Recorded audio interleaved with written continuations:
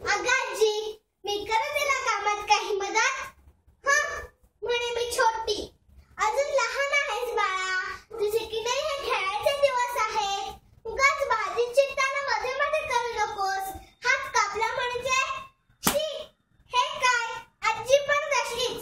ग्राउंडवर खेळायला गेल्यावर बाई देखील हेच म्हणतात, छोटी तू छोटी मोठी झालीस ना की मी तुला कबड्डी खेळायला शिकवेन. ताईची मैत्रीण येते ना तेव्हा पण तेच, छोटी तू बाहेर बरं, असं मोठ्यांमध्ये बसून गप्पा नको ऐकूस.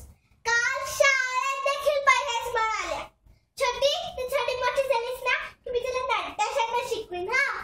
शी, काय पण हे? तेच ते पलूपल. मला लवकर मोठं व्हायचंय.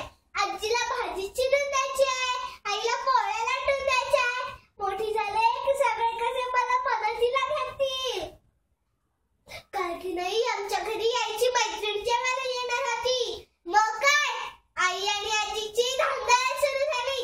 आईने मला सांगितलं, हे बघ छोटी, तू आज मला कामात मदत करायची आहेस. झालं, मला असं क्षणभर वाटलं, अरे वा, मी मोठी झाले. आईने कुकर लावला, मी शिट्ट्या झाल्यावर गॅस बंद केला. आजीने लाडू वळायला बोलावले, पण खरं सांगू का, फक्त 2 लाडू वळताना माझे छोटे छोटे हात दुखायलाच लागले. आता काय सांगू, मी मोठी झाले म्हणून माझाच रोज कामाचा हट्ट असायचा ना. पण खरं सांगू का, नको रे बाबा ती मोठी झाल्यावरची कटकट.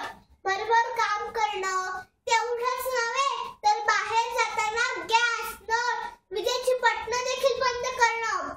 नको रे बाबा, त्यापेक्षा मी माझ्या नावाप्रमाणे 26 वाली, हो की नाही? लहानपण देगा देवा, मुंगी साखर.